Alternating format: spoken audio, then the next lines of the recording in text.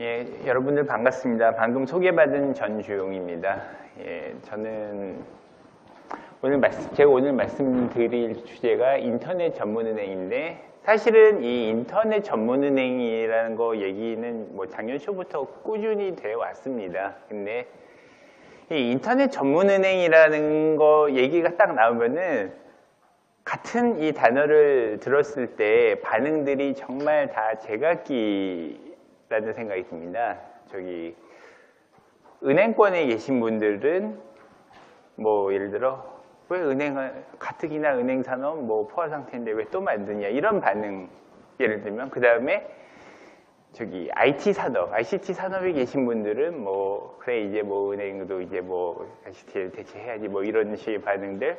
또 법을 전공하신 분들은 또 법을 전공하시는 분대로 또 다른 생각을 하시고, 그러니까 이 인터넷 전문 은행이라는 이 단어의 하나를 놓고 이 받아들이는 게 사실은 자신들이 어떤 입장을 처해 있나라는 거에 따라서 정말 많이 다르다는 생각을 지난 1년 동안 했습니다. 뭐 그런 관점에서 이제 좀 각기 다른 생각을 가지신 분들이 왜 그런 생각을 하시는지 좀 잠깐 이제 보고, 그 다음에 그게 이제 어떤 논점들이 있고 그게 어떤 의미를 가지고 있는가 그런 걸 보려고 하십니다. 여기 계신 분들이 대부분 이제 대학생이실 것 같은데, 이전에 이제 여기 쭉 와 오신 분들이라면은 아마 이제 은행 산업에 대한 설명 혹은 핀테크에 대한 강의 이런 것들을 들으셨으리라고 생각하고요. 그런 부분에 대해서는 좀 되도록 간략하게 좀 넘어가고, 그다음에 조금 더 인터넷 전문은행과 관련된 그 논쟁이 되는 부분들, 사람들이 자기 입장에서 나는 이런 게 걱정된다, 나는 이런 문제가 있을 것 같다라고 있는 부분들이 무엇인가를 조금 더 살펴보고, 그것들이 이제 어떤 제각각 장점과 단점 혹은 그 타당성과 그렇지 않은 부분이 있는가를 오늘은 살펴보는 정도로 그렇게 하겠습니다. 자, 인터넷 전문은행이란 게 그럼 왜 등장하게 됐느냐, 이 얘기는 은행이 갖는 가장 기본적인 기능은 무엇이냐, 왜 금융이란 게 왜 등장했느냐, 그건 이제 레버리지라고 하는 기능이죠. 그거는 이제 자산 변환 기능이라고 하는데, 은행이 갖는 가장 기본적인 기능은 자산 변환입니다. 여러분들이 은행에다 예금을 하면은 그거는 예금지와 보호라는 이름으로 그 액수가 약정된 이자만큼이 보호가 됩니다. 즉 이거를 뭐 유동성 보험이라고 어떤 뭐 라장 같은 학자들은 표현을 하는데, 그런 기능이 제일 중요한 기능입니다. 그런데 이것이 제일 중요한 기능이었다면은 지금 와서 제일 중요한 기능이 무엇이냐? 물론 여전히 중요합니다. 그런데 서비스로서 우리가 송금을 하고 결제를 하고 어떤 그다음 뭐 지불을 하고 그런 종류의 금융 서비스, 우리가 뭐 의료 서비스를 받고 통신 서비스를 받고 뭐 그다음에 전기를 쓰는 거와 같이 어떤 그 서비스로서의 기능, 그다음 그런 유틸리티로서의 기능이 갖는 그런 측면이 점점 중요해집니다. 그 얘기는 뭐냐면은 전통적인 기능, 자산 변환 및 보호 뭐 이런 종류의 기능에서부터 점차 금융 서비스 자체가 갖는 산업적인 측면이 좀 강화됐다는 얘기입니다. 그래서 금융업권관 구분, 이제 10년 가까이 됐는데 자본시장 통합법 이런 게 생기면서 전통적인 금융업권관, 은행, 증권, 보험이라는 이 큰 세 영역인데, 그리고 제2금융권, 뭐 그다음에 제3, 4채 뭐 이런 것까지 넘어가는 금융권과 업권 구분이 점차 모호해졌습니다. 그러면서 금융회사는 지주화가 되었고 소수 집중하고 대형화됐습니다. 금융지주회사 안에 은행, 증권, 보험, 그리고 제2금융권이라 해서 저축은행까지 보통 다 가지는 경우 많죠. 이건 우리나라만 현상이 아니고 유럽은 뭐 유니버설 뱅킹이라는 이름으로 그런 식으로 되고 있고 미국도 마찬가지입니다. 이건 전 세계적인 현상입니다. 두 번째는 은행에서 전통적인 특징이라고 여겨지는 건 관계금융입니다. 관계금융이라는 건 뭐냐면은 기업금융에서 예를 들어 어떤 은행이 특정 기업하고 거래를 계속합니다. 그 거래 과정에서 어떻게 숫자로는 표현할 수 없는 신용 등급이나 이런 이자율 이런 걸로 표현할 수 없는 그 내부 정보들, 그런 인플레이션 어리지들이 쌓이면서 그 관계에서 대출을 해주고 또 경영하고 하는 그런 전통적인 기업금융이 관계금융 형태로 이루어졌는데 그 부분이 약화되었습니다. 그러면 그것이 무엇이 대체했느냐? 많은 부분 자본시장이 대체했죠. 옛날에 기업이 자기 돈 이외에 남의 돈을 빌리는 것이 오로지 은행을 통해 가능했다면 지금은 자본시장에서 회사채를 발행할 수 있습니다. 그리고 회사채를 발행해서 역시 시장에서 또 다른 인스티튜션이죠. 그 신용평가회사 메인 그 신용 등급에 따라서 그 이자율을 적용해서 역시 그 회사채를 발행하고 그런 식으로 자금을 조달할 수 있습니다. 즉 관계금융의 부분이 약화된 부분이 그게 하나라면 두 번째는 정보통신 기술 발달입니다. 옛날에는 이 대면 접촉을 하면서 그리고 그 회사를 직접 가서 실사를 하고 탐방을 하면서 그래서 얻을 수 있는 어떻게 숫자화할 수는 없지만 무형의 지식으로 쌓여던 그런 것들이 기술이 발달하면서 점점 이것을 어떤 숫자화된 형태로 표현할 수 있는 것입니다. 그것이 요새 유행하는 빅데이터니 머신러닝이 하는 말로 요새 표현이 되지만 그런 것들이 전체의 추세는 뭐냐면 비정형 지식이 점점 정형화될 수 있다는 거고요. 그 얘기는 은행의 전통적인 기능 중 하나인 관계금융 기능이 약화되었다는 것입니다. 그 얘기는 은행 간에 그러니까 숫자화되지 않는 서로 다른 정보들을 가지고 있다면 은행 간 차별성이 좀 강합니다. 중소기업이면 중소기업 금융이 강할 것이고 벤처 쪽 강한 기업이 있을 것이고 대기업에서도 제조업이 강한 데가 있을 거고 서비스업이 강한 은행이 있었다면은 만약 각자가 가지고 있던 그 비정형화된 노하우들이 어떤 그 숫자화된다면 그래서 디지털화 된다면은 그 차이들이 확 줄어들게 됩니다. 그래서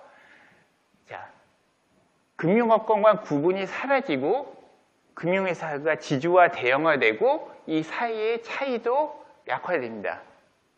그것이 지금 우리가 여태까지 보아온 은행산업 그리고 금융산업이 변화 과정이었습니다. 그럼 이게 금융권만의 특징이냐? 그렇진 않습니다. 어떠한 종류의 산업도 태동기, 성장기, 성숙기에 들어가는데 성숙기에 들어간 거의 모든 사업은 소수와 집중화 균질화 현상을 겪게 됩니다. 금융권 말고 또 대표적으로 이런 걸 우리가 보아온 게 무엇이냐면은 통신입니다. 여러분들 기억하실지 모르겠는데 그 90년대 말, 그러니까 여러분들이 아마도 유치원, 초등학교 다니고 있을 때였을 겁니다. 그때 그 이동통신이 PCS라는 이름으로 등장합니다. 그때는 번호가 5개가 회사마다 다 달랐어요. 011, 017, 018, 019 이런 식으로 다 달랐는데 기억하시는 분들이 여기서 얼마나 계실지 모르겠어요. 그런데 그것들이 그 많던 회사들, 그 다음에 그 페이저, 저기 응답하라 1994에 나오는 그 삐삐요. 그 회사들이 또 한 4개인가 더 있었어요.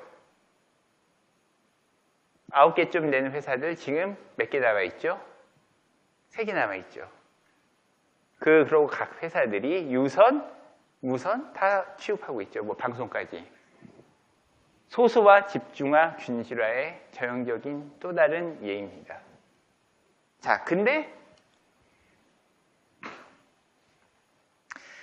외국이나 우리나라나 성숙기에 든 산업은 그게 금융이든 무엇이든 소수와 집중화 균일화 다 나타나는데 그럼에도 불구하고 우리나라의 금융계와 외국의 금융시장과의 차이가 있습니다. 그게 뭐냐면은 해외 경우는 인터넷 전문 은행들이 자발적으로 계속 진입하고 물론 많은 수는 그중에 퇴출됐습니다만 일부는 또 살아남아서 지속적으로 살아남고 또 성장을 하고 있다는 겁니다. 반면 우리나라는 94년에 기억하신 분이 있을지 모르겠지만 평화은행이라는 게 한번 들어오고 나서 그게 그 외환위기를 거치면서 우리금융지주 합병이 되고 아무런 신규 진입이 은행권에 일어나지 않았습니다. 자, 그럼 다 같이 포화 상태 시장인데 왜 해외에서는 진입이 일어나고 우리나라에서 일어나지 않았느냐? 혹시 제도적으로 우리나라가 진입장벽이 높기 때문에 제도상의 어려움 때문에 있지 않냐? 그것 때문에 우리가 잃고 있는 것은 없는가? 특히 그 핀테크란 얘기가 2013년부터 나오기 시작하면서 은행의 역할이라는 것을 좀 다시 봐야 되지 않냐라는 시각이 많았습니다. 은행은 산업적인 측면에서 보면 종합금융서비스입니다. 즉 각종 금융서비스를 다 하나로 묶어서 통째로 제공해주는 서비스, 금융서비스 제공기관입니다. 근데 핀테크라는 건 이거를 다 쪼개가지고 송금이면 송금, 결제면 결제, 대출이면 대출, 그 대출도 더 쪼개가지고 대출 심사만 다시 이런 식으로 다 쪼개서 들어옵니다. 그러면은 개별 그 서비스 제공은 핀테크를 중심으로 하고 은행은 그거에 대한 플랫폼의 역할만 구글 플레이나 혹은 그 애플 앱스토어 같은 그런 역할을 하게 되는 거 아니냐라는 얘기가 나왔고 그러면은 뭐 어떻게 할지 모르지만 우리도 좀 이 은행권에서 이걸 좀 다르게 생각해 봐야 되지 않겠느냐. 그렇게 해서 인터넷 전문은행 도입 결정 자체에는 커다란 반대 없이 이번에 실행되었습니다. 그전에도 시도 있었지만은 좌절됐었거든요. 근데 2015년 이거 도입은 비교적 그 큰 뭐 이의 없이 결정되었습니다. 다만 은행의 산업적 측면이 강화된 지금 상황을 고려해서 도입이 결정됐지만 중앙은행 입장에서도 그렇고 그 금융당국 입장에서도 그렇고 여전히 이제 금융 안정 유지라는 문제가 제일 크게 과제로 남아 있거든요. 결국은 이 두 가지를 어떻게 조화시킬 수 있냐, 그런 인스티튜션을 어떻게 구축할 수 있냐라는 논의는 여전히 현재 진행 중이고요. 오늘 말씀드린 것도 주로 여기에 초점을 맞추도록 하겠습니다. 자, 인터넷 전문은행에 대해서 뭐 말씀은 많이 뭐 들으셨겠지만 간단하게 그냥 개념상으로는 그 인터넷 전문은행이라는 용어 자체를 우리나라에서 봤습니다. 보통은 다이렉트 뱅킹 혹은 인터넷 온리 뱅크라는 표현을 쓰는데 영업적임이 있어도 소수거나 혹은 아예 없이 업무의 대부분을 비대면 거래로 처리하는 은행을 얘기하는 것이고요. 95년에 이제 미국에서 최초로 설립되었습니다. 그러니까 인터넷 뱅킹은 비대면 서비스의 이름이고 인터넷 전문 은행은 기관입니다. 그래서 법적으로 실체적으로 좀 구별이 되는 그 개념이라는 거 말씀드립니다. 자, 미국에서 시작됐다고 말씀했는데 미국의 90년대면 이미 금융산업 포화됐습니다. 저기 80년대 말 그 글래스-스티그웰 폐지되고 뭐 넘어가면서 이 시기에는 은행 간의 인수합병이 정말 활발하게 일어나면서 그 균일화 집중화가 가속화되는 이 시기에 진입이 시작됐습니다. 그래서 초기에는 주로 벤처회사나 독립적 주체에 의해서 설립됐는데 대부분은 실패했고 지금 남아있는 거는 주로 그 금융사 계열이나 아니면은 그 기존 대기업 예를 들면은 뭐 그 엘리뱅크 같아서 그 GM 옛날 GMAC 파이낸셜이라고 했는데 그 자동차 파이낸스를 중심으로 하는 그런 특수한 시장에 있는 은행들 그런 것들이 주로 그 인터넷 전문 은행의 주류를 이루고 있습니다. 아멕스 같은 경우는 아멕스, 아메리칸 익스프레스 여러분 다 그 한 번쯤 들어보셨을 겁니다. 디스커버 뱅크, 디스커버 역시 미국의 신용카드 회사입니다. 신용카드 회사 등으로 연결된 거, 뭐 그런 회사들이고, 일본의 경우는 상당히 우리나라 좀 비슷합니다. 근데 2000년대 초반 일본이 잃어버린 10년, 뭐 이제는 잃어버린 20년이 됐지만 잃어버린 10년 과정에서 그 제일 문제가 됐던 게 일본도 사실은 금융이었습니다. 그 산업 분야에 대해서 비해서 금융 분야에 그 여러 가지 인스티튜션이 좀 낙후되어 있다는 지적이 일본이 잘 나갔던 80년대에서도 나왔는데 그 문제가 본격적으로 들어왔던 게 90년대였습니다. 그래서 2000년대에는 이를 해결하고자 이제 새로운 형태의 그 은행을 설립해서 시작을 했고요. 주로 이제 대기업과 계열, 그러니까 증권, 유통, 통신 같은 그런 그 합작에서 설립이 됐다는 특징을 갖고 있습니다. 앞서 미국에서도 보셨지만은 역시 일본의 경우도 독자적으로 들어와서 이 생존한 경우는 없고 보통 기존의 비은행 금융기업이나 대기업이 자기 그 고객 베이스를 바탕으로 그걸 활용해서 은행업을 연장하는 그런 형태의 진입이 많았습니다. 반면 이제 이유는 지금 뭐 사실상 이 브렉시트가 결정된 이 마당에 지금 제가 얘기를 하는 게 무슨 의미가 있을지 잘 모르겠지만 그 어쨌든 목적은 그겁니다. 그 패스포트 규정이 있습니다. 그게 뭐냐면 한 나라에서 금융허가 라이선스를 받으면은 EU 회원국 내 다른 나라에서 은행을 영위할 수 있습니다. 그렇기 때문에 EU 비회원국이 보통 EU에서 그 금융업을 하려면 제일 많이 가는데 아일랜드입니다. 아일랜드에서 그 라이선스를 받으면 나머지 나라에서도 영업을 할 수 있거든요.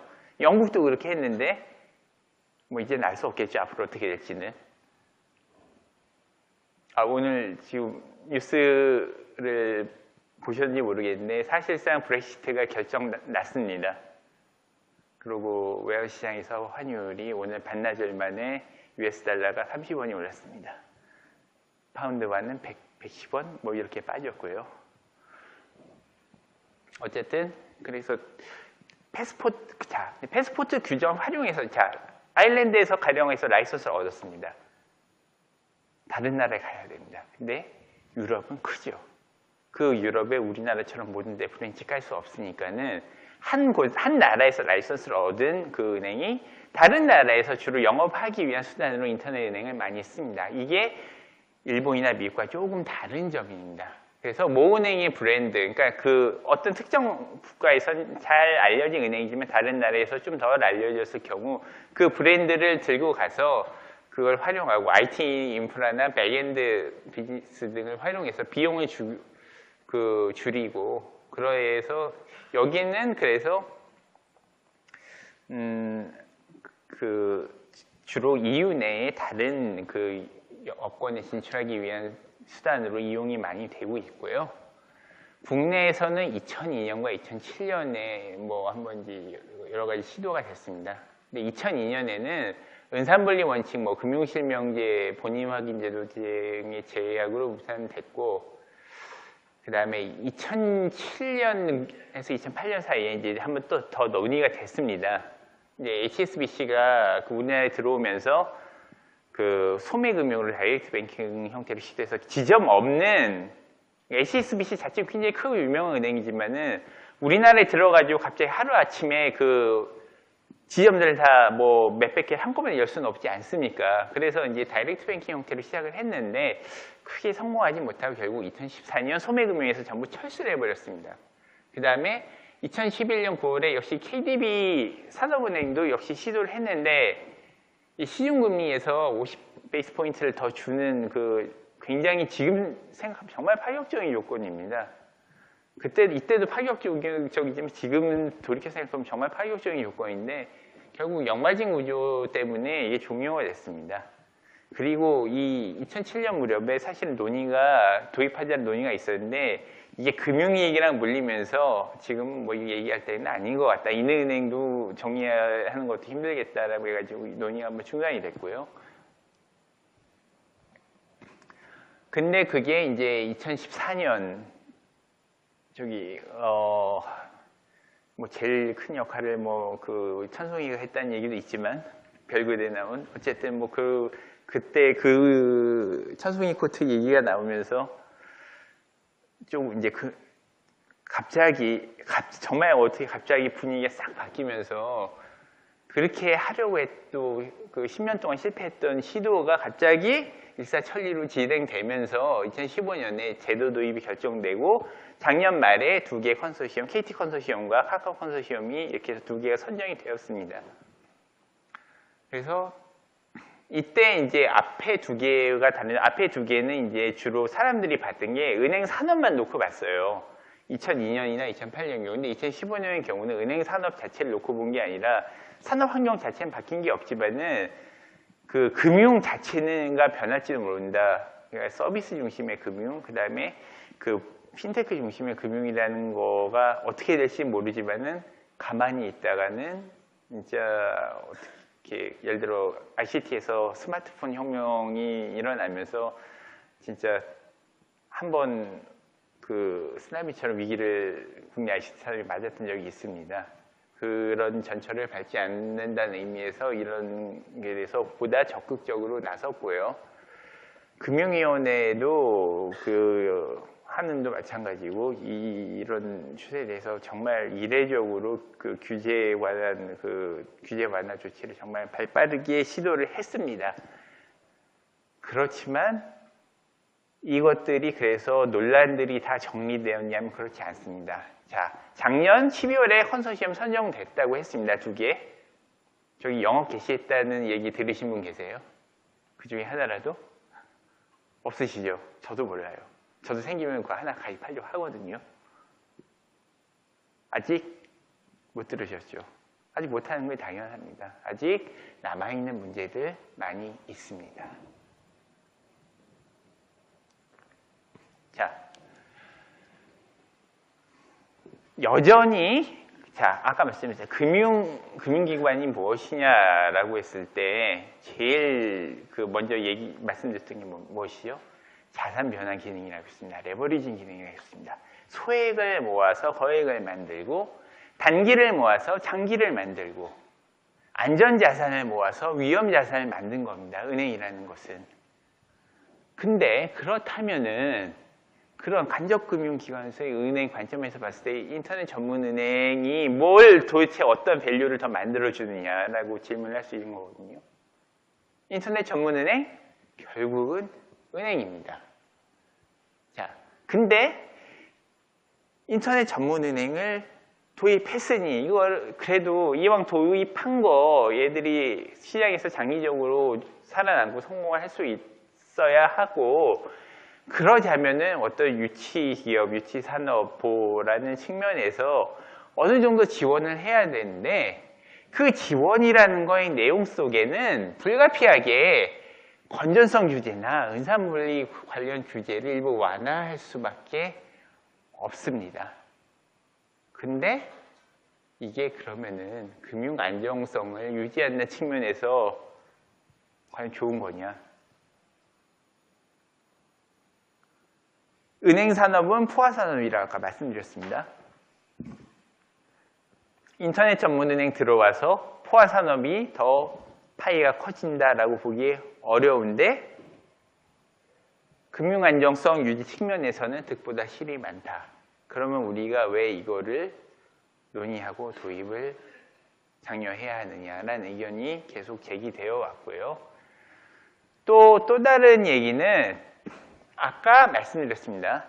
은행은 서비스 측면에서 보면은 여러 가지 다양한 서비스들을 하나로 이렇게 묶어서 한꺼번에 송금, 지금, 대출 이런 것들을 다 한꺼번에 묶어서 제공해주는 종합 서비스라고 한다면은 핀테크 서비스는 그 중에 일부만 정말 일부들만 뜯어내는 겁니다. 그 일부 기능은 사실은 개별 은행들하고 1대1로 협약만 맺으면은 은행이나 형태가 아니라도 제공이 가능하다는 겁니다. 비유하자면은 꼭 WTO라는 체계가 없더라도 각국마다 FTA를 체결하면은 해결하면 되는데 각 국이 몇 개 없으면은 사실은 다자간 협상 테이블이 뭐가 필요하겠냐랑 비슷한 얘기죠. 우리나라 은행 5대 그 핵심 은행과 그다음에 조그만 은행들 해가지고 한 열 몇 개 정도 있는데 거기 1대1 협약 맺을 수 있느냐? 있습니다. 그렇게 어려운 거 아닐 수 있습니다. 자, 그러면은 뭐하러 은행 라이선스가 필요한 인터넷 전문 은행을 우리가 도입을 고려해야 되느냐라는 의견, 핀테크 측면에서도 이거는 필요 없다라는 또 의견이 제시되었습니다. 그럼에도 불구하고 긍정적인 견해가 도 있습니다. 이게 그래도 필요하다. 저도 이쪽에 가까운데, 자, 왜 인터넷 전문은행이 필요하냐? 인터넷 전문은행 들어와서 그럼 기존 은행이랑 똑같이 장사할 거냐? 그렇게 못합니다. 그렇게 하면 망할 거니까. 좋든 싫든 인터넷 전문은행이라는 게 일단 들어왔으면은 핀테크 중심으로 핀테크랑 협력을 통해서 어차피 니치 마켓을 공략해야지 직접 기존의 대형 은행들, 시중 은행들하고 직접 경쟁 못 합니다. 자, 아까 위쪽의 주장들은 만약에 은행이라는 형태 없이 그냥 서비스 형태라는 핀테크가 서비스의 개별로 존재할 때 개별은 별거 아닌데 전체를 묶어놓고 보면은 캐피탈 플로우가 관찰이 안 됩니다. 금융기관, 은행도 아니고 금융기관도 아닌 거예요, 이건. 그러면은 도대체 어떻게 되고, 어떻게 결제가 되고, 어떻게 자금이 흘러가는지 관찰이 어려워요. 근데 이게 인터넷 전문은행이 중심이 돼서 얘네가 어떤 플랫폼 역할을 해주고 그 위에 핀테크 서비스가 붙는 형태가 된다면은 인터넷 전문은행은 이제 전반적인 금융감독 체계 안에 들어와 있는 인스티튜션입니다. 그러면은 사실은 핀테크에서 제일 걱정하는 게 금융 안정인데 금융 안정이 제일 기본 첫 번째 기본은 모니터링입니다. 시장에 대한 모니터링입니다. 자금이 추적돼야 됩니다. 근데 그게 가능하다는 겁니다.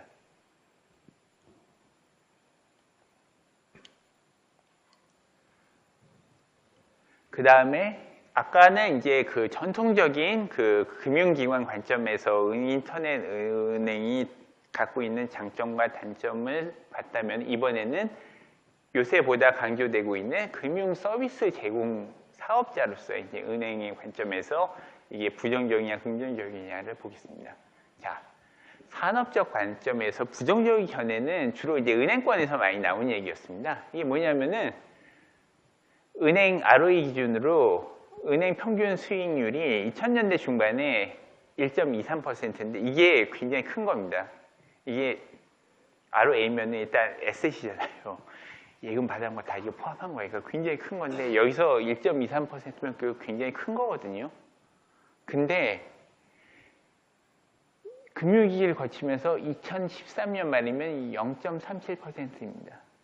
퍼센트 포인트로도 거의 1%가 빠졌지만은 이거를 그 이익률 감소로 따지면 이거 진짜 어마하죠. 어마어마한 겁니다. 자, 내용을 살펴보더라도 저기 2013년 6월 말 기준 국내 은행 전체 점포의 10%가 적자입니다. 사실은 이거 닫아야 되는 그것만 따지면 닫아야 되는데 은행 점포를 닫는 결정이 이게 또 생각보다 쉽지는 않습니다. 그렇기 때문에 이거를 적자를 기록하고 오프라인 영업 환경이 점점 악화되지만은 이것도 쉽게 적용하지 못하고 뭐 심지어 그런 얘기 나왔습니다. 자, 우리 그러면은 인터넷 지점에서 커피도 팔게 해달라고. 아니 은행 지점에서 커피 팔았으면 좋겠다. 라는 얘기까지 나왔어요. 그럴 만도 합니다. 보통 은행들은 건물 1층에 있는 경우가 많고 위치상으로 이점이 있으니까는 은행에서 커피 팔게 해달라. 법으로 안 됩니다. 은산분리 원칙은 산업자본이 은행에 대해서 4% 이상 소유할 수 없다는 것도 물론 있지만 그 반대도 적용됩니다. 금융자본이 산업재 주식에 역시 그 4% 이상 소유할 수 없습니다. 얼마 전에, 그러니까 꽤 지난 얘기인데 기억하실지 모르겠어요. 지금은 이제 넥센 히어로즈가 된 그 히어로즈 구단이 처음에 이제 매물로 나왔을 때 제일 유력했던 게 어딘지 아세요? 제일 먼저 거론됐던 데가 어디라고 기억하시는 분 계세요, 혹시? 농협지였어요. 농협. 근데 바로 이 규정 때문에 그게 안 됐습니다. 그래서 되었다면 농협지주가 서울에 있는 야구팀을 거느리는 아주 재미있는 일을 볼 수도 있었겠죠. 근데 바로 은산분리 규정 때문에 그것이 허용되지 않았습니다. 그러니까 이 오프라인 점포를 이거 어떻게 하냐라는 게 사실 굉장히 고치거리로 남아있는데, 자, 오프라인 영업 환경은 약화되고, 그럼 온라인에서만 경쟁해야 되는데, 가뜩이나 그런 상황에서 인터넷 전문은행 들어오면은 이게 산업적으로 인터넷 전문은행이라는 게 도대체 살아날 수 있는 거냐. 라는 게 문제가 제기됐고, 자, 그래서 온라인으로 넘어가면 온라인은 그럼 수익성이 있냐? 안 그래요. 인터넷 및 모바일 배킹 거래는 굉장히 급속하게 증가했어요. 거래의 70%를 넘어간다는 통계도 있습니다. 은행 거래, 금융 거래 70% 이상이 비대면으로 이루어진다고 하거든요. 대부분 근데 단순 거래나 조회입니다. 단순 거래라면 송금 아니면은 조회란 거예요. 수익이 남는 거래는 그럼 온라인에서 뭐가 있을까요?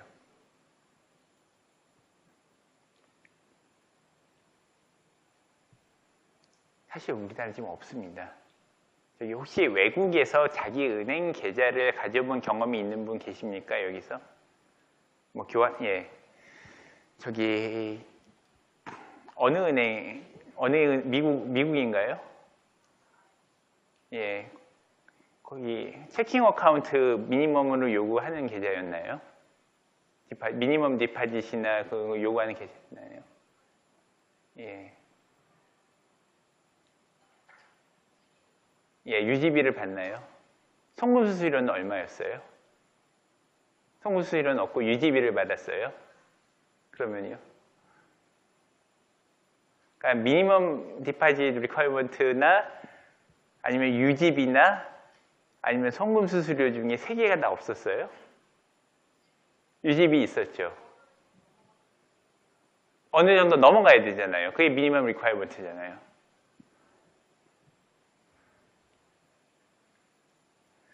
수수료를 지불하는 거에 대해서 국내 소비자들 굉장히 저항감이 심합니다. 아니 왜 내 돈을 주는데 네가 뭐라고 내 돈을 뜯어가. 자, 자 여기 있어요. ATM에서 돈을 뽑아야 되는데 이제 시간이 이제 4시가 넘어갈 것 같아. 자, 3시 55분인데 이걸 4시에 드으면은 왠지 내가 은행한테 사기당한 것 같아요. 느낌이. 대부분의 사실은 국내 소비자들이 그런 센티먼트, 그런 감정이 있어요.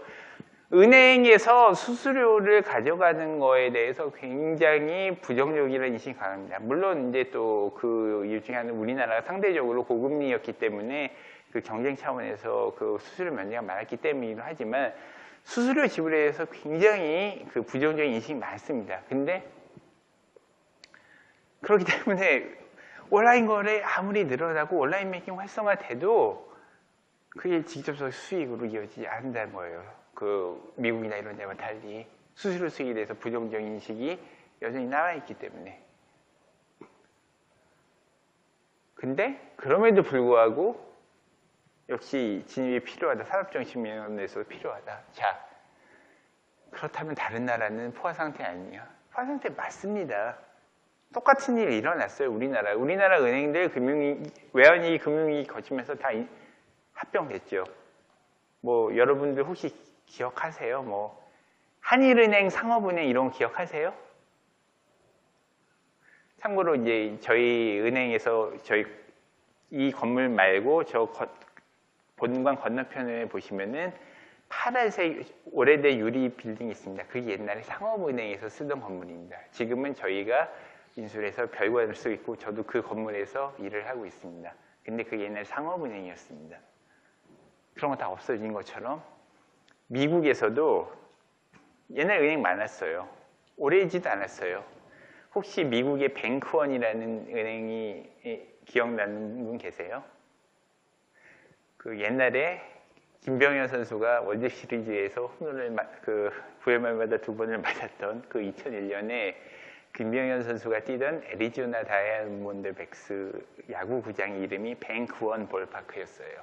그 회사 지금 없어요. 그 은행 없어졌어요. 체이스에서 합병되고 체이스는 다시 뱅크 오브 아메리카 합병했죠. 없어졌어요. 근데 그 와중에 신규 인터은행이 아까 보여드렸듯이 진입됐어요. 이게 의미한 건 뭐냐? 이거는 자연스러운 현상이 아니라 우리나라 진입장벽이 너무 높기 때문에 일어난 인위적인 현상이다. 그러면은 경제학적인 측면에서 볼 때 이거는 비효율을 의미하는 거거든요. 일어났어야 할 진입, 일어났어야 할 거래가 일어나지 않는다는 것은 뭐 많은 분들께서 경제학 전공하셨겠지만은 서로 지불 의사가 있고 판매 의사가 있는 것들은 거래가 일어나는 게 서로 파열적 에피션트한 결과입니다. 근데 이 경우는 마찬가지입니다. 진입을 원하는 쪽이 있고 진입을 일어나서 거래가 일어나면 좋은데 그렇지 못했다라는 얘기는 경제학적으로 봤을 때 비효율이라는 겁니다.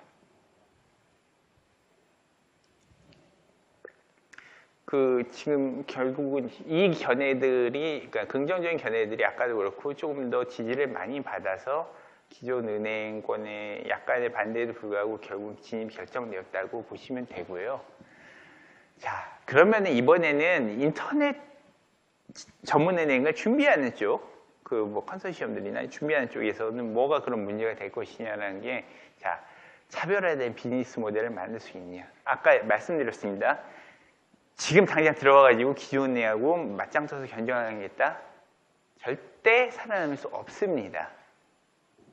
자, 결국은 그래서 차별화된 비즈니스 모델 수립 관건이라고 말씀드리는데, 일본이나 미국에 말씀드렸습니다. 자기 혼자 들어온 것들은 거의 다 죽었고, 기존의 보험회사, 증권회사가 자기의 고객 기업을 활용한 은행을 만들거나 혹은 자동차 회사, 독일 같은 BMW, 미국 같으면 GM 같은 회사들이 자동차 파이낸싱의 노하우를 바탕으로 은행을 만들거나 그런 경우들. 그 다음에 일본 같은 경우는 소니가 그런 식으로 하고 있습니다. 소니는 어쨌든 전자 쪽에서 큰 회사고 역시 또 충성도 높은 고객들을 가지고 있으니까 그것들을 활용한 은행을 만들거나 해서 이런 비즈니스 모델상에서 차별화가 필요합니다. 그래서 해외 인터넷 전문 은행은 대체로 기업 금융보다는 그래서 개인 금융에 특화하고 있습니다. 그리고 지역별로 미국, 일본, 유럽 다 특성에 맞게 유럽 같은 경우는 패스포트 규정을 활용한 다른 나라 진출 용도로 활용되고 있다 말씀드렸고, 미국이나 일본은 모기업이 갖는 시장에서의 우월한 지위를 살려서 그거를 은행권으로 확장해서 그 니치를 가져가는 용도로 주로 활용되고 있다고 말씀드렸습니다. 게다가 우리나라의 경우는 기존 은행들의 인터넷 뱅킹 서비스가 사실 굉장히 우수한 편입니다. 제가 이제 2009년까지 미국에 있었는데, 미국에서 시티은행 웹사이트에서 송금하면은 그거 끝나는데 필요한 시간이 걔들이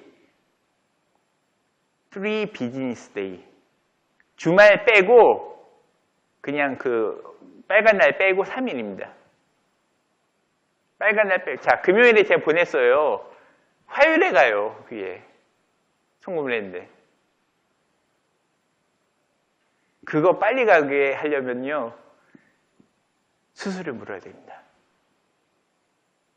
근데 빨리 가는 게 다음 날입니다. 우리나라는 즉시 가죠. 영업 개시하는 시간이면, 예를 들어 지금 2시 40분인데 지금 가면은 즉시 갑니다. 수수료까지 저는 물었습니다. 근데 그게 다음 날 갑니다. 다음 날이 토요일이면 당연히 일요일 넘어서 월요일에 가는 겁니다.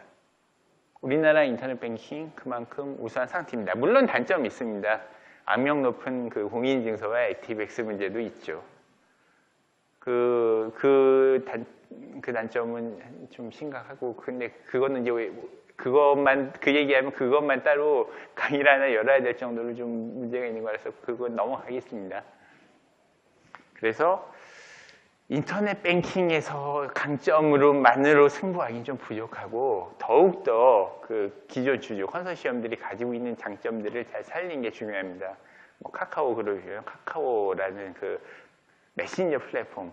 여기서 카카오톡을, 지난 일주일 동안 카카오톡을 한 번도 안 쓰신 분 혹시 계세요? 풀친이라도 맺어야지, 쿠폰이라도 나누니까 그거 다 하셨을 거예요. 그렇죠. 그런 가지고 있는 장점들. 그러면 그거를 활용했을 때, 예를 들어 카카오 메신저 아이디가 계좌번호를 대체할 수 있는 있겠죠. 예를 들면 아주 간단하게는 그런 것들, 그거는 기존 은행들이 따라갈 수 없는 부분입니다. 그런 것들이 있을 거고, 그런 특성들을 활용하는 것이 중요합니다. 근데 이게 카카오까지는 괜찮습니다. 근데 캡티브 마켓을 활용하려는 경우 개인정보 보호 규제가 발목을 잡을 가능성이 있습니다. 뭐냐면은 우리나라 오픈마켓 시장에서 크게 이제 4개가 있습니다. G마켓, 옥션, 11번가 그리고 인터파크입니다. 이 중에서 G마켓과 옥션은 사실상 동일 회사입니다. 소유주는 미국 이베이입니다. 이 두 개를 합친 이 두 회사의 시장 점유율이 70%입니다.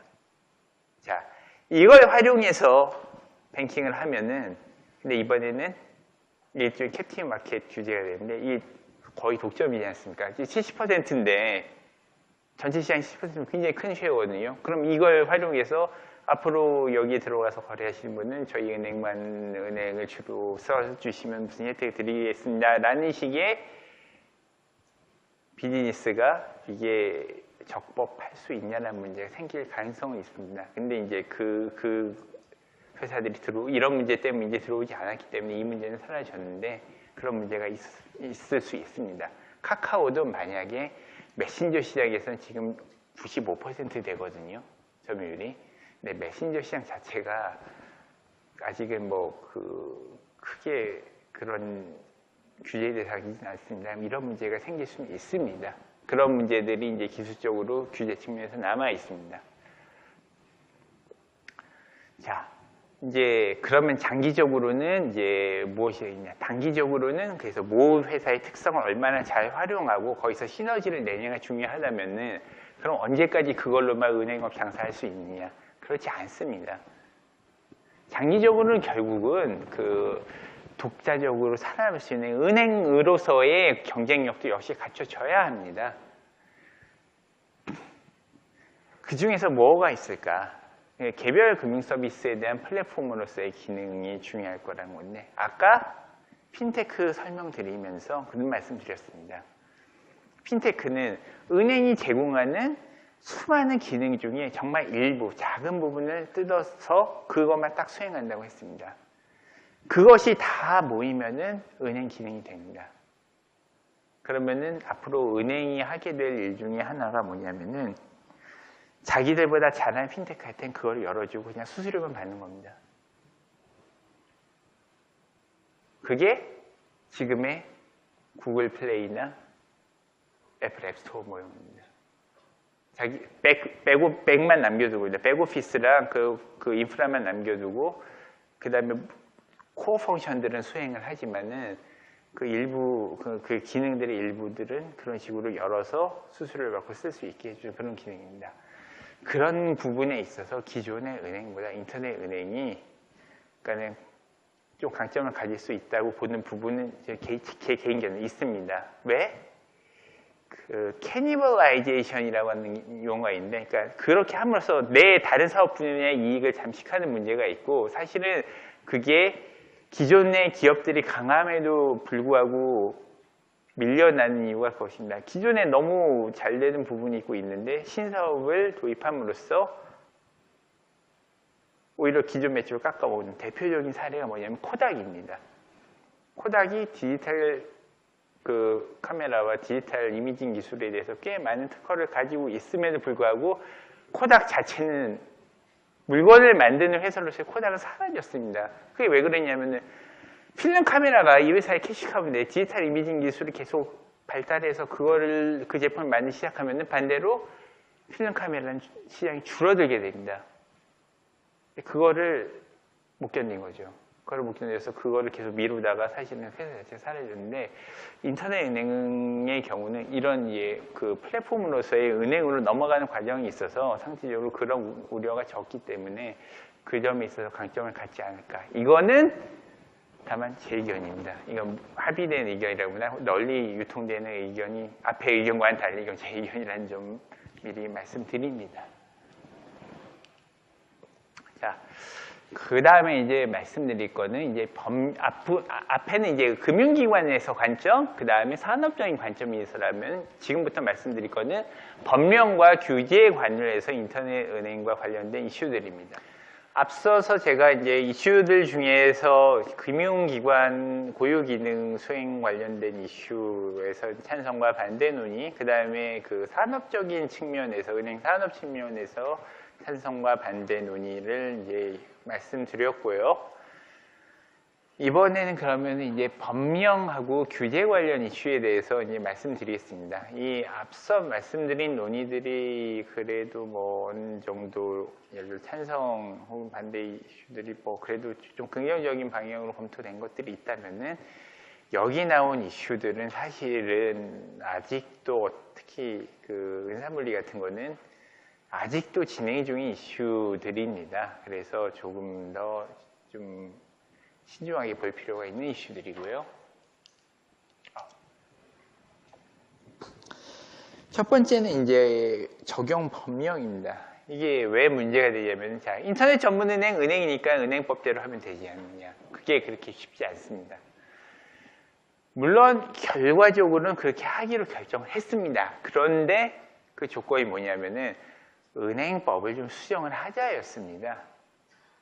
근데 은행법 수정은 19대 국회 내내 계류 중이었다가 결국은 국회가 끝나면서 총선 다시 하고 끝나면서 자동 폐기되었습니다. 통과하지 못했으니까요. 그래서 처음부터 다시 시작해야 됩니다. 이게 왜 문제가 되냐? 자, 결국은 아까 말씀드렸습니다. 자, 포화 산업인 거 똑같은데 왜 우리나라에만 진입 안 일어났냐? 규제 장벽이, 규제로 인한 진입 장벽이 우리나라가 더 높기 때문이다. 자, 그러면은, 자, 진입 장벽을 낮추자. 낮추려면 은행법을 개정해야 됩니다. 여기까지는 대부분 동일합니다. 얼마나 낮출 것입니까? 사실은 그러죠. 그게, 자, 낮추자라는 거, 뭐, 어떤 방향에 대해서는 대부분 컨센서스를 이뤄내기 쉽습니다. 얼마나라는 부분은 정말 어렵습니다. 자, 어디까지 낮출 것이냐? 시중은행 규정을 적용할 것이냐? 자, 시중은행 규정을 적용하면은 이게 꽤, 뭐, 예를 들어, 뭐, 5조 원일 수도 있습니다. 근데 시중은행 중에서도 지방은행 경우 좀 다릅니다. 지방은행 경우 좀 낮습니다. 그러면은 인터넷 전문은행의 경우 지방은행으로 적용할 거냐? 그래서 진입장벽을 좀 낮춰줄 거냐? 아니면 현 수준 유지할 거냐? 현 수준 정부 영업하니까는 유지하자라고 얘기하면은 뭐 규제 완화된 게 전혀 없겠죠. 낮추자? 낮추자라고 하면은 지방은행은 지방에서 영업한다는 이유로 낮지만 지방에서밖에 영업 못하는데 인터넷 전문은행 비대면 채널로 사실상 전국에서 다 영업하는데 왜 자본금이 낮냐? 분명히 역차별이 나옵니다.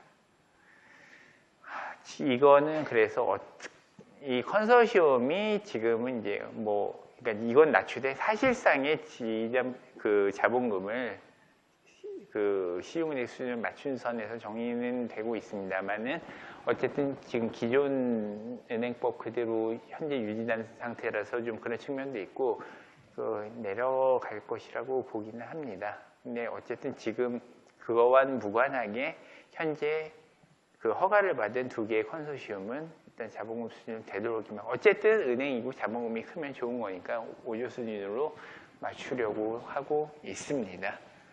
다만 이것은 이제 진입장벽을 완화시킨다는 의미에서 좀 이제 개정되어야 될 필요가 꾸준히 제기되고 있고 이번 국회에서 다시 이 거론될 문제 중에 하나입니다. 두 번째 골치 아픈 문제는 은산분리입니다. 은산분리는 이제 항상 민감한 이슈인데 인터넷 전문은행 얘기가 나왔을 때 제일 먼저 그 경제신문이나 이런 데들이 그 궁금해한 건 자, 은산분리 어떻게 할 거예요? 딱 그거 하나만 봤습니다. 다른 산업적인 측면, 금융적인 측면 하나도 궁금해하지 않았어요. 이 사람들은. 오로지 그거 딱 하나 본 거예요. 은산분리 완화할 거냐 말 거냐. 안 거죠. 독자적으로 금융그룹이 새로 진입한다는 건 불가능하다. 결국은 그 자본금을 끌어올 수 있는 거는 산업자본 쪽에서밖에 없을 것이다. 그럼 너 어떻게 할 거냐. 그것만 관심을 갖고 많습니다. 이것은 조금 이따 더 자세히 말씀드리겠지만 이게 나라마다 좀 다릅니다. 저기 EU의 경우는 아예 그런 규정이 없고요. 진입 허가 심사 과정에서 그냥 살펴봅니다. 이게 그 트렌치라고 하는데 그 은 자금을 무리하게 계열 산업 쪽으로 돌릴 가능성이 없느냐 보고 있습니다. 일본의 경우는 특수한 경우에는 허용합니다. 그래서 소니뱅크 같은 게 그래서 가능한 것입니다. 그러니까 일본 같은 경우는 그럼 아직도 은행 감독권이 굉장히 강합니다. 우리나라 같은 경우는 외환위기를 거치면서 금융감독제도나 뭐 이런 금융제도 같은 거에서는 그래도 뭐 사람에 따라 의견이 다르죠. 일본보다는 조금 더 선진화되었다 얘기할 수 있습니다.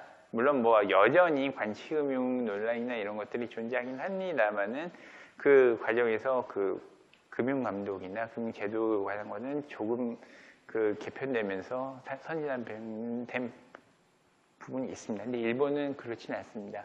그렇기 때문에 오히려 은산분리에 있어서는 우리나라보다 조금 더 유연합니다. 왜냐하면 사후에 얼마든지 가이드라인이나 이런 걸 통해서 감독을 할 수 있다고 보기 때문입니다. 일본이 조금 규제에 있어서 특이한데 저희 가이드라인이라는 게 보통 정부에서 나오지 않습니까? 그 가이드라인을 지키지 않았다고 해서 그 기업이 입는 불이익은 원칙적으로는 없습니다. 다만 이제 다른 일로 그야말로 꼬투리가 잡혔을 때 괘씸죄가 더해질 수는 있겠죠. 근데 원칙적으로 우리나라에서 가이드라인이 어겨졌다고 해서 그 기업이 있는 불이익은 원칙적으로는 없습니다. 가끔 그래서 어긴 기업도 나옵니다. 일본은 안 일어납니다. 가이드라인인데 불이익이 없어야 되는데 그런 일 안 일어납니다. 그렇기 때문에 역설적으로 은산분리에 대해서 규정이 의외로 일본은 좀 재량이 많습니다. 근데 이게 좀 엄격하게 지켜진 나라가 우리나라는 미국입니다. 미국은 조금 근데 그 배경이 다릅니다.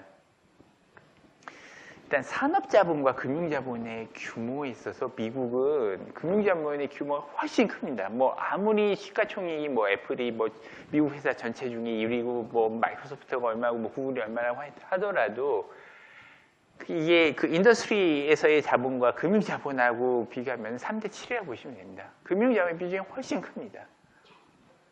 이렇게 되면은 반대로 금융자본이 산업을 컨트롤할까봐 그런 고려도 있습니다. 물론 그 반대 고려도 있죠. 미국은 또 작은 은행들, 지방은행들이 여전히 또 땅덩어리 크다 보니까는 많이 있기 때문에 산업이 작은 은행을 가지고 컨트롤 가능성은 남아 있습니다만 하여튼 그래서 미국은 허가하지 않습니다. 우리나라는 아주 전형적으로 산업자본이 금융자본을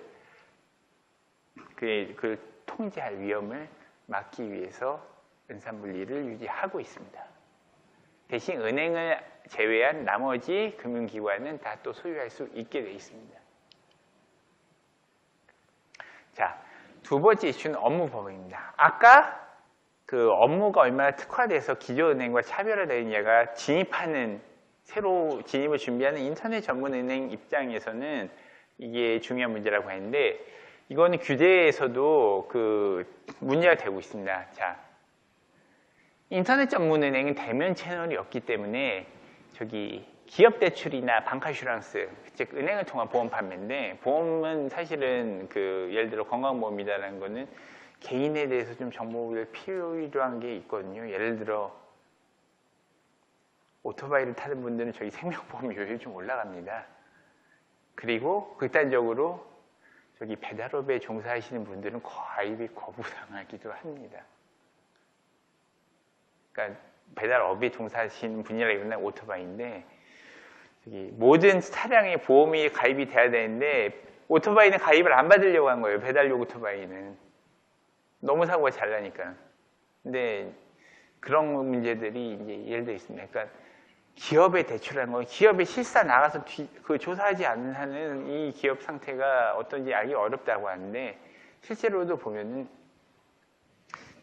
신용대출 그러니까 벤처기업이나 이런 데 신용대출을 제일 많이 하는 데가 기보입니다. 기술보증보험인데 그러면은 그 담당하는 분들의 얘기는 그렇습니다. 자, 기술보증보험입니다. 분명히 기술을 보고 기술의 가치를 평가해서 그거에 따라서 보증서류 대출 나가는 겁니다. 그분들이 제일 중요하게 생각하는 게 뭔지 아세요? 그 회사 대표 캐릭터입니다. 기술이 아닙니다. 물론 뭐 자기 모형 다 기술평가 모형이 있고 그런 고려하겠죠. 근데 대출을 내준 입장에서는 결국 대출을 회수할 수 있냐가 굉장히 중요하잖아요. 그걸 판단할 때 제일 중요한 거는 결국 CEO 인터뷰를 하거든요. 그 CEO가 얼마나 이거를 할 수 있는 능력과 자질과 품성을 가지고 있냐. 근데 그게 없이 기업 대출이 되겠느냐? 그거 없이 보험 판매가 일어나겠느냐? 그건 아니다. 이거는 규제 차원에서도 그 불안전 판매를 막고 불안전 대출을 막기 위해서는 이거는 제도적으로 규제해야 된다라는 얘기가 있습니다. 해외의 경우는 실제로 그래서 그 모기업의 전문성, 뭐 자본금 크기, 시장성 같은 거 감안해서 특정 사업만 영위하는 조건으로 인가. BMW 뱅크가 대표적인데 BMW 우리가 알고 있는 그 독일 자동차 회사 맞습니다. 여기 뭐 할까요? 뭐가 전문일까요? 자동차 금융이겠죠. 우리는 자동차 금융이 좀 등장하기 시작한 게 비교적 최근인데 해외의 경우는 이 자동차 금융이 굉장히 활발하게 일어납니다. 이렇게 사고 싶은 차를 뭐 리스앤 뭐 세일백 뭐 이런 식의 그것들이 굉장히 활발하거든요. 그런 거를 조건으로 이제 인가가 남는 경우입니다. 무엇보다도 해외 전문 은행 중 인터넷 전문 은행 중에 모든 은행 업무, 즉 기업 대출, 뭐 그 가계 대출, 기업 대출, 소상공인 대출, 뭐 대출 같은 여러 가지 있을 거고, 뭐 신용카드가 있을 것이고, 그다음에 뭐 수신, 뭐 투자, 뭐 여러 가지 뭐 있을 것인데 이걸 다 하는 데는 없습니다. 인터넷 전문 은행은 대체로 개인금융, 자동차 금융은 물론 개인금융입니다. 개인금융이 특화되면서 특히 미국은 이제 자산관리 서비스를 같이 해줍니다. 미국은 이게 왜 그러냐면 미국은 401k라는 제도가 있습니다. 즉 우리 같은 경우는 은퇴자금을 어떻게 하나요? 보통 국민연금을 하거나 아니면 이제 공무원연금, 사학연금, 군인연금이 있고 그렇지 않으면은 뭐 그 은퇴연금 뭐에서 뭐 무슨 형에서 두 가지 하는데 여기는 그게 없습니다. 401k 어카운트를 하나 열고 채권을 사든 주식을 사든 뭐든 거기서 이제 관리하는 겁니다. 거기서 매치를 해주고 그게 이제 노후자금 되는 겁니다. 그러니까 고정이익을 지불하는 그 고정이익 펀드가 잘 없습니다. 그래서 자산관리 업무를 이런 인터넷 은행이 대행해주고 도와주고 그 대신에 자기네 어카운트에서 그걸 관리하게 하는 그런 형태의 인터넷 전문은행이 있고요. 일본은 이제 주로 지급결제 쪽. 뭐냐면은 일본 사람들이 금융에 있어서 굉장히 보수적입니다. 아까 우리나라가 인터넷 인터넷 뱅킹에 있어서는 정말 많이 발달했다고 했는데 일본의 경우는 정말 안 씁니다. 그 안 쓰는 게 기술이 없어서가 아니고 뭐 서비스가 없어서가 아니고 그냥 안 쓰는 거예요. 왠지 불안해서. 정말이에요. 왠지 불안해서예요. 이유가 그거예요. 그래서 그렇게 안 쓰는 사람들이 많은데 그럼에도 불구하고 그래서 여기에서 지급결제에 있어서의 어떤 그러니까 안심할 수 있게 해주는 그런 걸 중심으로 좀 이제 많이 한다고 하고요. 그 다음에 유럽 같은 경우는 그 개인금융에서 특히 이제 방카슈랑스, 이거는 이제 유럽의 경우는 인터넷 전문은행들이 남의 나라에 진출을 한다고 했잖아요. 근데 보험회사는 이미 그 전부터 여러 나라의 라이선스를 얻어둔 경우가 좀 많거든요. 뭐 ING 지금은 뭐 해체됐지만 뭐 AIG 뭐 이런 데가 뭐 대표적이죠. ING 같은 건 뭐 네덜란드계 회사니까 뭐 당연히 그렇고요. 그래서 방카슈랑스와 그 다음에 주택담보대출 쪽이 좀 집중한 경향이 있습니다. 그러니까 그 나라의 특성에 맞게 좀 그 업무에 집중하고 그렇기 때문에 그 대면 심사나 설명이 중요한 업무는 불허하고 특성에 맞춘 업무만 허가를 하자. 좀 심사를 단계에서 그런 얘기가 있습니다. 물론 반대 의견도 있습니다. 자, 성공 가능성이 높게 나타나는 건 맞습니다. 특화될 때 그게 실패한 경우는 다른 방법이 없다. 퇴출 말고는. 그러니까 특정한 사업 모형에 의존해서 특화하는 게 좋지만은 이게 페일하면은 이 금융기관 자체를 구제할 방법 자체가 없어진다는 측면에서 반대하는 의견도 소수이지만 있습니다.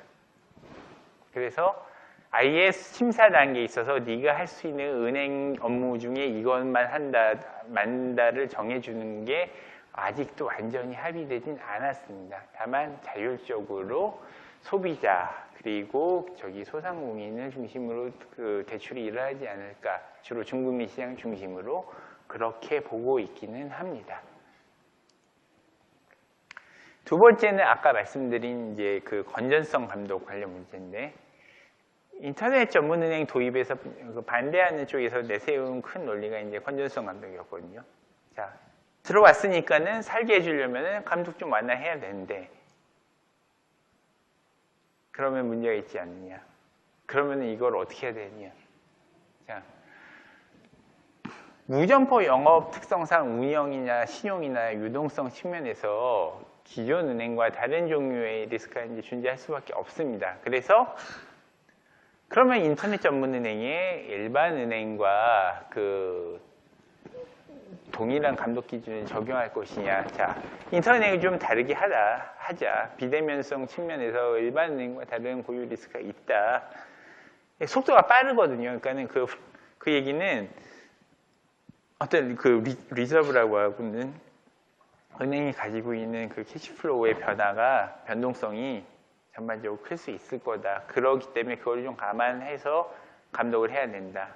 근데 일반 은행보다 그렇다고 해서 감독을 약하게 할 경우는 이거는 특혜다. 과도한 특혜다. 이것은 이런 이제 문제가 있고요.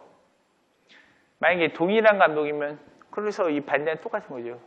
은행이다 이거는.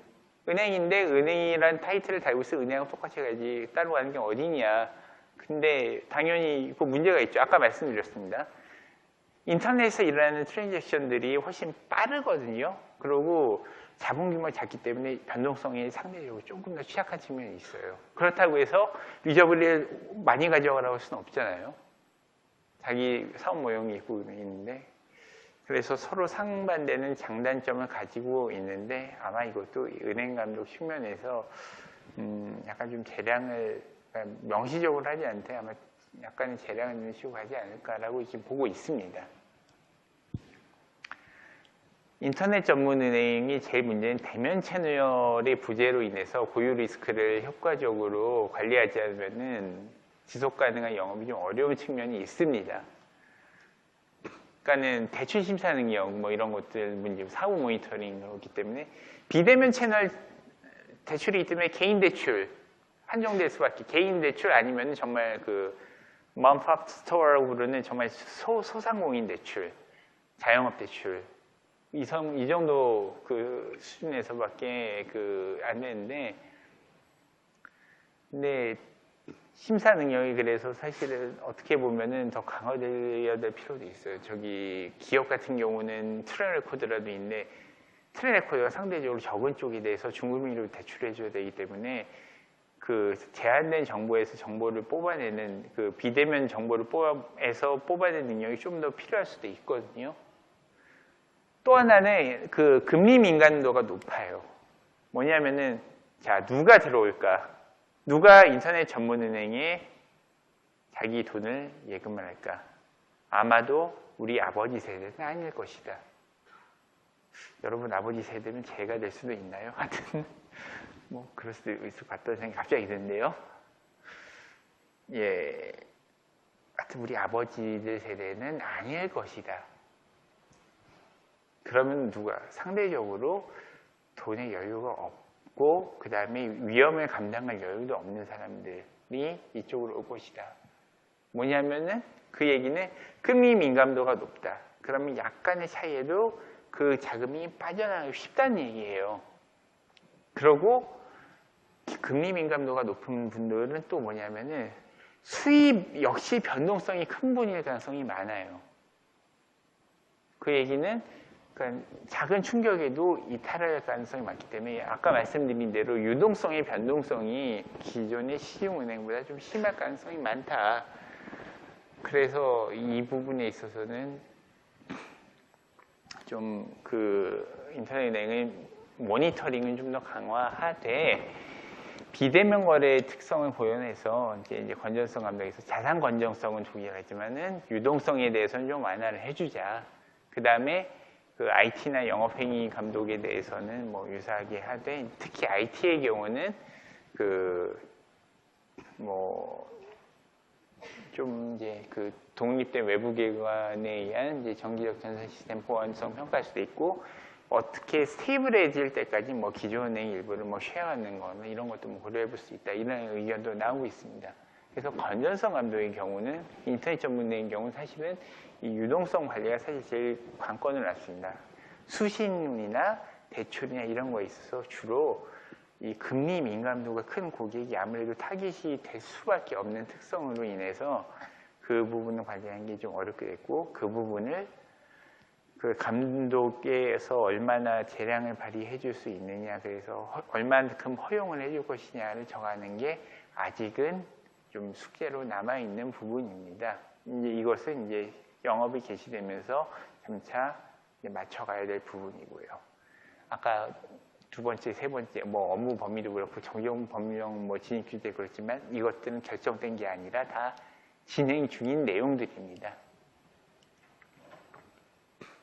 네 번째로 은산분리 완화입니다. 이거 제일 사실 어려운 문제이면서 사실은 제일 관심을 갖고 있는 분야이기도 할 텐데, 자, 경쟁력 있는 신규 사업자가 인터넷 전문은행에 참여하게 만들려면 어느 정도 은산분리 완화는 불가피하다는 의견입니다. 근데 결국은 아까 말씀드렸지만 어디까지? 그게 어려운 거죠. 방향은 여기인데 어디까지? 항상 논란은 거기서 나옵니다. 자,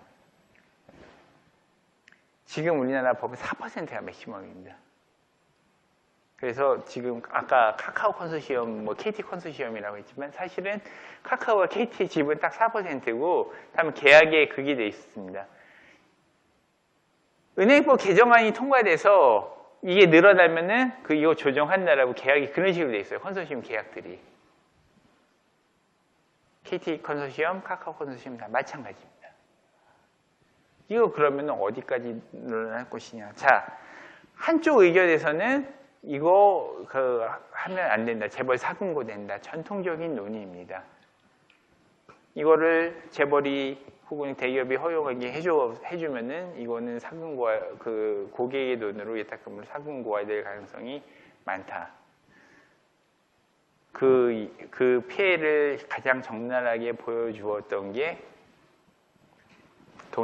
동양정금 후순위채였죠. 이것은 은행도 아니었어요. 사실은 후순위채인데 후순위채를 자기 계열사인 그 종금사를 통해서 불안전 판매에 가깝게 팔았죠. 자, 그런 일을 은행권에서 저지르면은 훨씬 문제가 클 거다. 동양종금만 해도 그렇게 크게 무리를 일으켰는데 은행에서 그런 짓을 하면은 더 큰 무리를 일으키지 않겠느냐라는 얘기입니다. 자, 그런데 은산분리의 발원지인 미국에서는 사실은 금융위기를 거치면서 오히려 이거 하지 말자라는 얘기가 등장합니다. 뭐냐면은 왜 금융위기가 이렇게 심각하게 그 온 금융회사까지 다 순식간에 퍼져갔느냐라고 했을 때 금융회사들이 종합화, 대형화, 균질화되었다고 제가 여러 번 말씀드렸습니다. 그 얘기는 뭐냐면은 들고 있는 자산의 포트폴리오가 다 차이가 안 난다는 거예요. 그게 BOA든 CT든 뭐 웰스파고든 자산 구성 포트폴리오가 다 거기서 거기란 거예요. 근데 그러면 하나의 문제가 터졌어요. 다른 데라고 멀쩡할 리가 없겠죠. 다 들고 있는 게 똑같은데 똑같은 밥 먹었는데 차라리 그게 더 낫겠네요. 똑같이 밥 먹었는데 누가 시킨 거 걸렸으면 물론 안 걸릴 수도 있지만 걸릴 확률이 높겠죠. 아무래도. 자, 그러면은 은산분리를 왜 했느냐, 왜 은산분리를 한 이유는, 자, 이건 관계금융에서 성립한 얘기란 겁니다.